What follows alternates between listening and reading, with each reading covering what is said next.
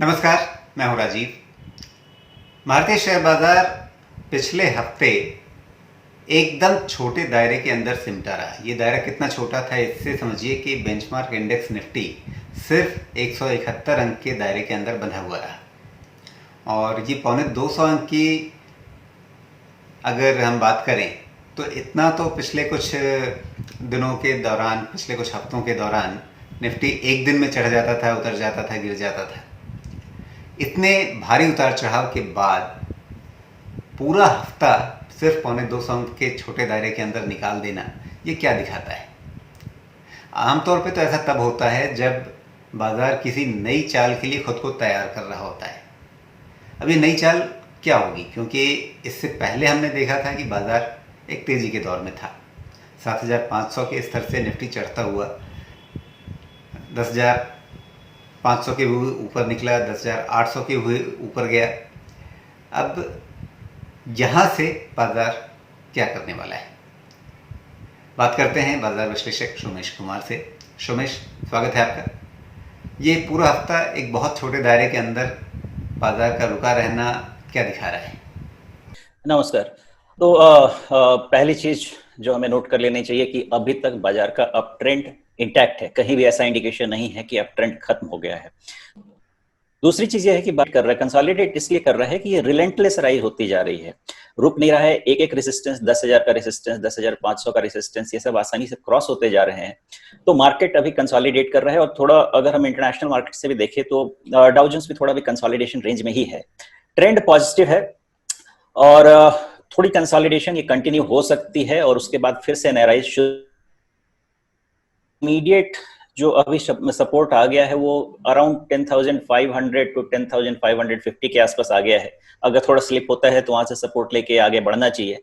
और जैसे हर हफ्ते मैं निफ्टी के बेस सपोर्ट को ऊपर लेके आ रहा हूं, अब इस बार पोजिशनल ट्रेड का सपोर्ट मैंने 10,200 के आसपास कर दिया है, क्योंकि काफी राइज हो चुका है और गिरेगा तो अगर इसमें स्ट्रेंथ मेंटेन रहनी है तो 10,200 का इस लेवल मेंटेन रहना चाहिए।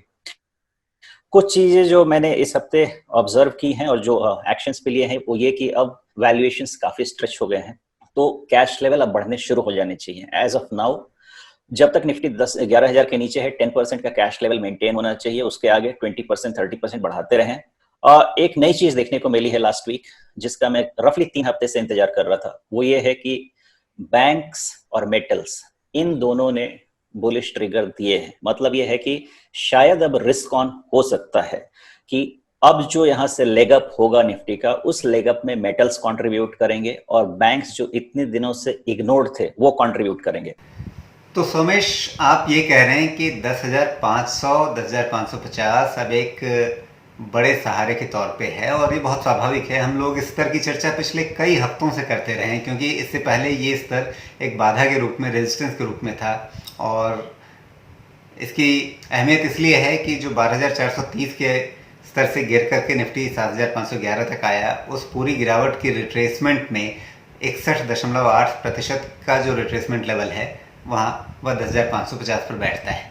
तो पहले ये स्तर रेजिस्टेंस का काम कर रहा था, अब एक बड़े सहारे के तौर पे हमारे सामने रहेगा। ये बात तो ठीक है, लेकिन एक और चीज़ हमने पिछले हफ्ते देखी कि 200 दिनों का सिंपल मूविंग एवरेज एक तरह से बाधा का काम कर रहा है।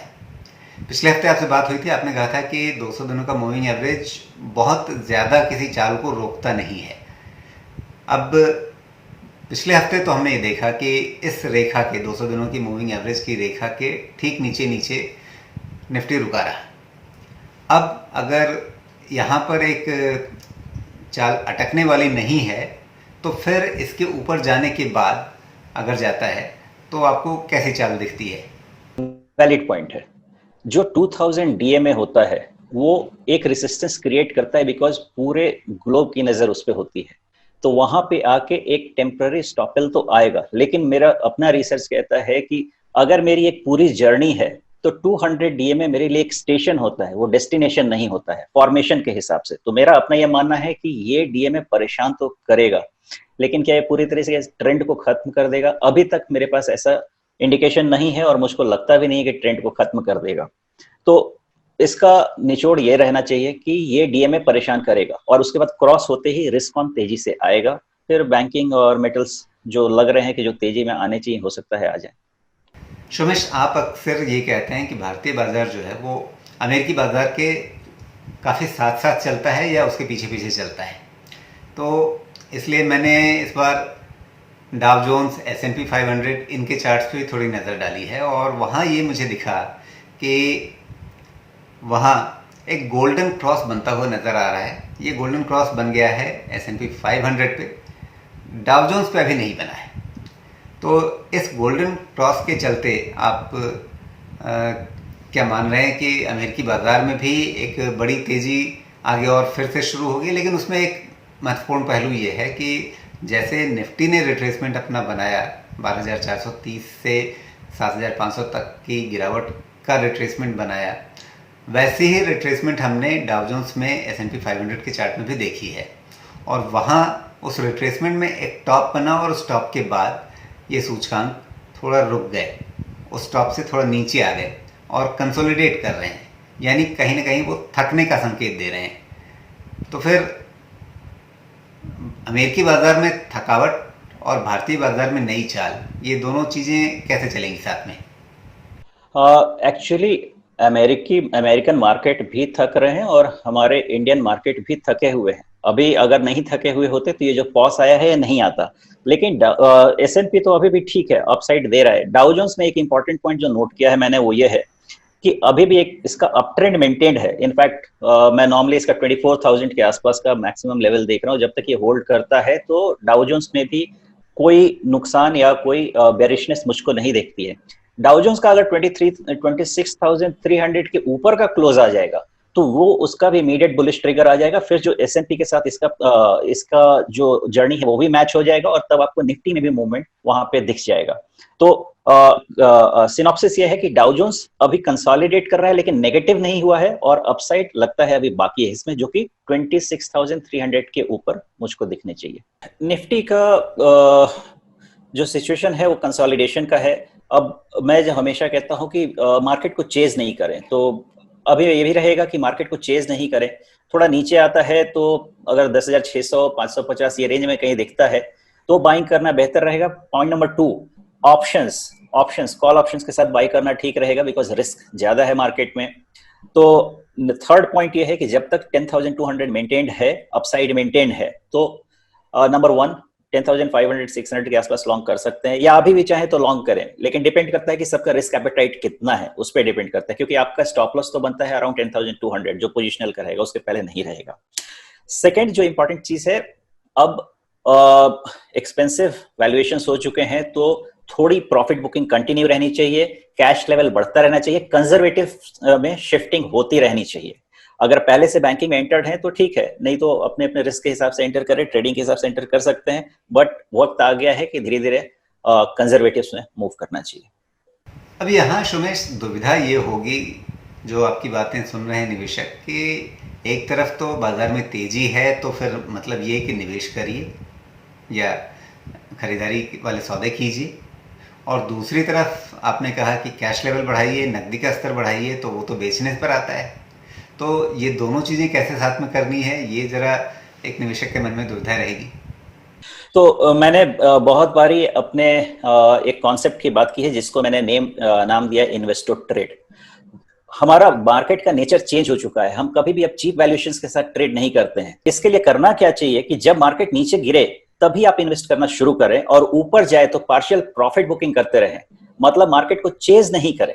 अगर मार्केट ऊपर जा आता है, एंट्री पॉइंट्स देता है, प्रॉब्लम ये होती है कि जब हमको एंट्री पॉइंट्स मिलते हैं तब हमारे दिमाग में शक आ जाता है, वो नहीं आना चाहिए, तो तकलीफ नहीं होगी।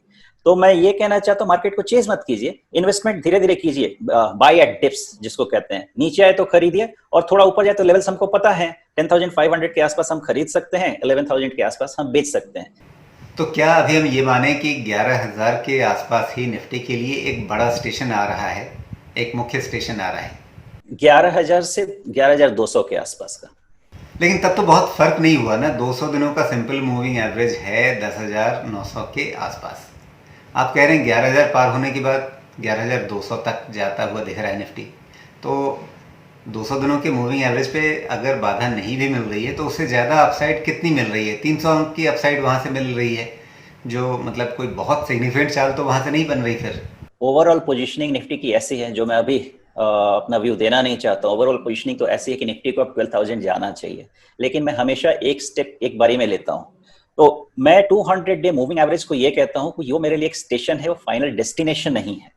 तो 11,850 टू 11,900 का जो जोन है वो ट्रबल क्रिएट करेगा, लेकिन उसके बाद होगा क्या कि अगर वो जोन निकलता है तो शॉर्ट कवरिंग, जो हमारा एक्सपायरी आएगा उसमें शॉर्ट कवरिंग आएगी, तो उसके कारण जो जाएगी बाजार वो 11,000 के ऊपर जाएगी और फिर जाके रुकेगी। ऐसा हो सकता है जो मैं कह रहा हूं, लेकिन वहां पे थोड़ा पार्शियल प्रॉफिट बुक कर लें और फिर नीचे आएगा तो फिर से इन्वेस्ट करें। नेट नेट आप पूछेंगे कि बाजार कहां जा सकता है स्ट्रक्चरली, तो शायद आपको सितंबर अक्टूबर तक उसको 12,000 जाना चाहिए। हमारा पॉइंट कहां नेगेट हो जाएगा? अगर 10,000 का बेस खत्म हो जाता है, 9,700 से 10,000 का बेस, हमारा ये पूरा अप ट्रेंड नेगेट हो जाएगा। जब तक ये नेगेट नहीं होता है, देयर इज सम रीजन, इधर इट इज लिक्विडिटी और व्हाटएवर, स्ट्रक्चर तो ये है कि 12,000 का निफ्टी बनता है। तो मोटे तौर पे ये बात निकल करके आ रही है कि निफ्टी के लिए इस समय 10,500 के आसपास एक बड़ा सहारा है, और अगर हम इस पूरी तेजी को देखें जो 7,500 से शुरू हुई है निफ्टी के लिए, उस तेजी के लिए जो बड़ा सहारा है वो है 9,700 से 10,000 के दायरे में। ये एक समर्थन क्षेत्र बन गया है। जब तक ये समर्थन क्षेत्र नहीं कटता है तब तक बाजार की मौजूदा तेजी को हम नकार नहीं सकते, ये मान सकते हैं कि वो तेजी सुरक्षित है। तो फिलहाल आज की इस बातचीत में इतना ही। सोमेश, आपने समय निकाला इस बातचीत के लिए, आपका बहुत बहुत धन्यवाद।